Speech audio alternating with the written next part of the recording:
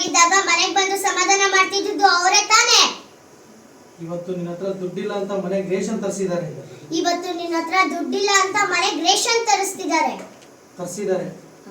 ಇವತ್ತು ನಿನ್ನ ಹತ್ರ ದುಡ್ಡಿಲ್ಲ ಅಂತ ಮನೆಗೆ ರೇಷನ್ ತರಿಸಿದ್ದಾರೆ. ಇವತ್ತು ನಿನ್ನ ಹತ್ರ ದುಡ್ಡಿಲ್ಲ ಅಂತ ಮನೆಗೆ ರೇಷನ್ ತರಿಸಿದ್ದಾರೆ. ಹೋಟೆಲ್ ಬಿಲ್ ಪೇ ಮಾಡಿದ್ದಾರೆ. ಹೋಟೆಲ್ ಬಿಲ್ ಪೇ ಮಾಡಿದ್ದಾರೆ. ಹೋಟೆಲ್ ಬಿಲ್ ಪೇ ಮಾಡಿದ್ದಾರೆ. ಹೋಟೆಲ್ ಬಿಲ್ ಪೇ ಮಾಡಿದ್ದಾರೆ.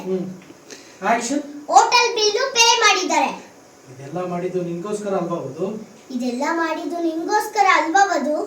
ಇಷ್ಟೆಲ್ಲ ಒಳ್ಳೆ ಕೆಲಸ ಮಾಡಿರೋ ಅವ್ರ ಮೇಲೆ, ಇಷ್ಟೆಲ್ಲ ಒಳ್ಳೆ ಕೆಲಸ ಮಾಡಿರೋ ಅವ್ರ ಮೇಲೆ ನಿನ್ನ ಕೆಲಸದಿಂದ ತೆಗ್ದಾಕಿದ್ರು ಅನ್ನೋ ಕಾರಣಕ್ಕೆ ಕೋಪ ಮಾಡ್ಕೊಂಡು ಅವ್ರ ಜೊತೆ ಮಾತಾಡೋದು ಬಿಟ್ಟಿದ್ಯಾ? ನಿನ್ನ ಕೆಲಸದಿಂದ ತೆಗ್ದಾಕಿದ್ರು ಅನ್ನೋ ಒಂದೇ ಕಾರಣಕ್ಕೆ ನೀನು ಅವ್ರ ಮೇಲೆ ಕೋಪ ಮಾಡ್ಕೊಂಡು ಮಾತಾಡಿಸ್ತಾರ ಇದ್ಯಾ? ಅದು ತಪ್ಪಲ್ವಾ ವಧು? ದಿಶಾ, ಇಷ್ಟೇ ತಗ. ನಿನ್ನ ಕೆಲಸದಿಂದ ತೆಗ್ದಾಕಿದ್ರು ಅನ್ನೋ ಕಾರಣಕ್ಕೆ ಕೋಪ ಮಾಡ್ಕೊಂಡು ಅವ್ರ ಜೊತೆ ಮಾತು ಬಿಟ್ಟಿದ್ಯಲ್ಲ?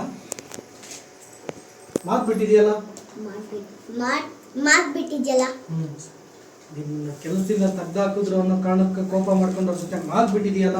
ನಿನ್ನ ಕೆಲಸದಿಂದ ತೆಗ್ದಾಕಿದ್ರು ಅನ್ನೋ ಒಂದೇ ಕಾರಣಕ್ಕೆ ಅವ್ರ ಜೊತೆ ಮಾತು ಬಿಟ್ಟಿದ್ಯಲ್ಲ? ಅಷ್ಟೇ. Ready, roll.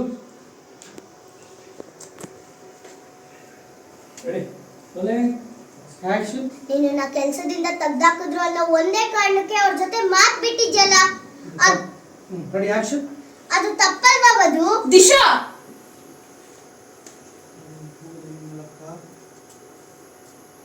ಒಳ್ಳೇದ್ ಮಾಡಿದ್ರ ಅನ್ನೋ ಕಾರಣಕ್ಕೆ ಅವ್ರು ಮಾಡಿರೋ ತಪ್ಪನ್ನ ಒಪ್ಕೊಂಡು ಅವ್ರ ಜೊತೆ ಮೊದಲಿನ ತರ ಮಾತಾಡೋಕ್ಕಾಗಲ್ಲ.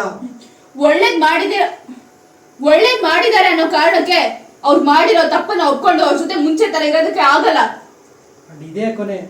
ಇನ್ನೊಂದ್ಸಲ ಸಾರ್ಥಕ್ ಅವ್ರಿಗೆ ನೀನು ಫೋನ್ ಮಾಡೋದೆಲ್ಲ ಇಟ್ಕೋಬೇಡ. ಅವ್ರ ಬಗ್ಗೆ ನನಗೆ ಬುದ್ಧಿ ಹೇಳಕ್ ಬರ್ಬೇಡ, ಅರ್ಥ ಆಯ್ತಾ? ಇದೇ ಕೊನೆ ದಿಶಾ.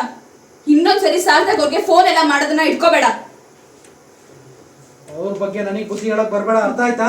ಅವ್ರ ಬಗ್ಗೆ ನನಗೆ ಬುದ್ಧಿವಾದ ಹೇಳೋದಕ್ಕೆ ಬರ್ಬೇಡ, ಅರ್ಥ ಆಯ್ತಾ?